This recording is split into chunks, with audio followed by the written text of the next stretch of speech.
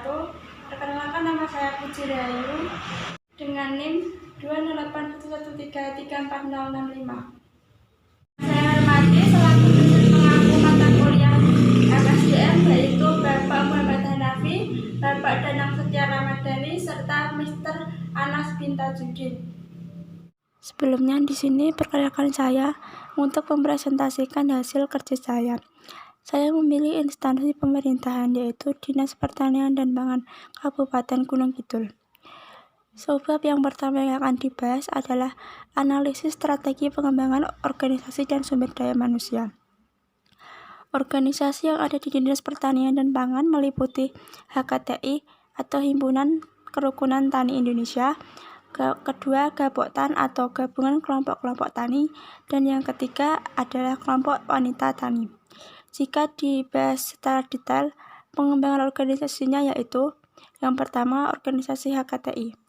Organisasi HKTI merupakan himpunan dari petani-petani andalan yang bergerak di bidang perkebunan dan kepeternakan. Pengembangan organisasi dan sumber daya manusia berkembang karena adanya kegiatan pertanian yang dilakukan oleh penyuluh Kabupaten Gunung Kidul. Penyuluhan yang dilakukan adalah dengan melakukan pembinaan mengenai bahan-bahan pangan lokal serta bahan-bahan pertanian. Dan yang kedua, Gaboktan. Gaboktan adalah gabungan dari kelompok-kelompok tani yang ada di dalam suatu desa. Pengembangan organisasi dan sumber daya manusia dilakukan melalui penyuluhan pertanian. Ada beberapa kegiatan Gaboktan antara lain, yang pertama penggilingan beras. Beras yang sudah digiling kemudian didistribusikan atau dijual ke TTI atau yang biasa disebut Toko Tani Indonesia. Tujuan dari TTI adalah untuk menstabilkan harga beras di pasaran. Kemudian organisasi yang ketiga yaitu KWT. KWT merupakan kelompok wanita tani, yaitu himpunan dari ibu-ibu yang kegiatannya adalah pemanfaatan pekarangan atau lahan. Maksud dari pemanfaatan pekarangan atau lahan adalah pemanfaatan pekarangan atau lahan kosong atau penggunaan polybag untuk ditanami sayuran dan buah-buahan serta memelihara ternak atau yang biasa dipelihara yaitu ikan dan ayam. Tujuan dari pemanfaatan pekarangan adalah untuk memenuhi kebutuhan gizi keluarga dan untuk mengurangi pengeluaran selama beberapa hari dan untuk mengurangi pengeluaran belanja dari keluarga. Apabila sudah mencukupi kebutuhan keluarga, hasil dari pemanfaatan pekarangan juga bisa dijual sehingga bisa untuk menambah penghasilan keluarga. Pengembangan organisasi dan sumber daya manusia adalah melalui penyuluhan atau pembinaan oleh penyuluh pertanian Kabupaten Gunung Kidul atau penyuluh di wilayah desa tersebut. Kemudian subbab yang kedua yaitu analisis beban kerja dan analisis kebutuhan karyawan. Analisis beban kerja dan analisis kebutuhan karyawan di Dinas Pertanian dan Pangan Kabupaten Gunung Kidul adalah Rencana Pembangunan Jangka Menengah Daerah atau RPMJD. RPMJD adalah dokumen perencanaan pembangunan daerah untuk jangka waktu 5 tahun. RPMJD memuat arah kebijakan keuangan daerah, kebijakan umum dan program satuan kerja perangkat daerah, lintas perangkat daerah, program kewilayahan yang disertai dengan rencana-rencana kerja dalam kerangka regulasi dan kerangka pendanaan yang bersifat indikatif. Kemudian yang selanjutnya subbab yang ketiga yaitu rekrutmen karyawan. Rekrutmen pegawai untuk pegawai negeri sipil diberikan dari pemerintah daerah kabupaten, dan untuk pegawai non-PNS atau non-pegawai negeri sipil ada yang dari kabupaten dan ada yang dari Dinas Pertanian sendiri. Rekrutmen pegawai di Dinas Pertanian dan Pangan dilakukan dengan cara Dinas membuka pengumuman melalui BKD atau Badan Kepegawaian Daerah. Selanjutnya dilakukan ujian selama 2 tahap yaitu ujian umum dan ujian kompetitif.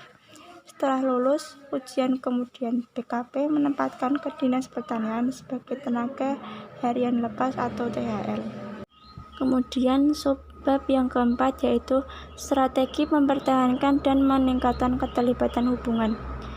Membentuk rencana strategi atau Renstra Dinas Pertanian dan Pangan Provinsi DIY tahun 2019 sampai 2024.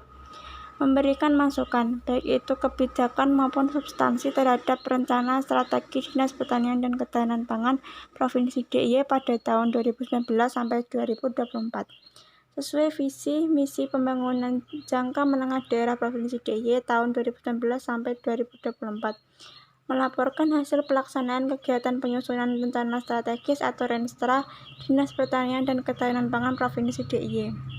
Kemudian untuk subbab yang kelima yaitu manajemen karir dan manajemen sumber daya manusia. Dinas Pertanian dan Pangan Kabupaten Gunung Kidul mempunyai berbagai bidang pekerjaan yaitu bidang bagian umum, bidang bagian ketahanan pangan, bidang perkebunan, bidang penyuluhan, bidang perikanan, dan bidang P2P atau pengolahan pasca panen dan hasil pertanian. Manajemen karir di bidang bagian umum antara lain mengurusi dalam hal kepegawaian, ketersediaan, kerawanan pangan, dan distribusi pangan.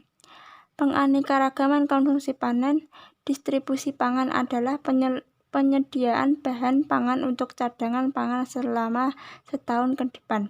Tujuannya adalah untuk mengantisipasi apabila terjadi bencana.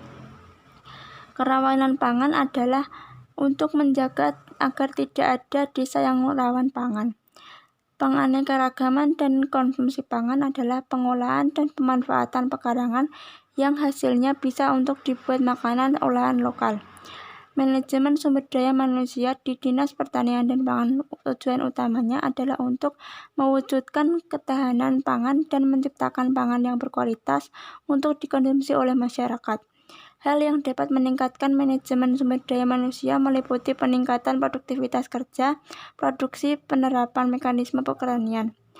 Manajemen sumber daya manusia sangat penting guna menciptakan produktivitas kerja yang baik dan optimal. Karena jika sumber daya manusia tidak dimanajemen akan berakibat produk-produk pertanian menjadi tidak dapat bersaing jika dijual di pasaran. Selain itu, manajemen sumber daya manusia juga dapat terlaksana dengan baik jika meningkatkan pencapaian produktivitas unggulan tanaman pangan, hortikultura, serta tanaman perkebunan. Meningkatkan kualitas penyelenggaraan penyuluhan, meningkatkan tenaga kerja produktif di sektor pertanian, serta sumber daya manusia yang baik perlu memperhatikan aspek-aspek yaitu perubahan sosial, ekonomi, dan lingkungan agar menciptakan hasil pertanian yang baik. Kemudian yang selanjutnya, subbab yang keenam yaitu seleksi karyawan. Seleksi karyawan di Dinas Pertanian dan Pangan Kabupaten Gunung Kidul dilakukan 2 kali tes untuk menjadi tenaga harian lepas atau THL, yaitu tes kemampuan bidang. Bobot nilainya adalah 60%. Lalu tes kemampuan dasar, bobot nilainya adalah 40%. Setelah lolos dan diterima menjadi THL, maka dapat bekerja di Dinas Pertanian. Dan untuk menjadi CPNS, diadakan ujian atau tes meliputi kemampuan akademik dan non-akademik. Kemudian subbab yang terakhir atau subbab yang ketujuh yaitu pelatihan sumber daya manusia.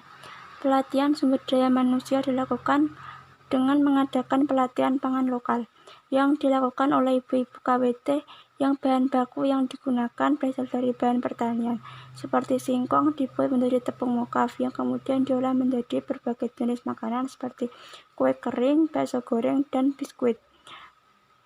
Semua olahan tersebut terbuat dari singkong yang diolah menjadi tepung mokaf. Ada juga olahan yang berasal dari bahan nabati yaitu bayam yang diolah menjadi keripik serta terong dan pare yang juga diolah menjadi keripik. Sekian dari saya. Apabila ada penjelasan yang kurang berkenan maupun tidak sesuai dengan apa yang Bapak dosen harapkan, mohon dimaklumi. Wassalamualaikum warahmatullahi wabarakatuh.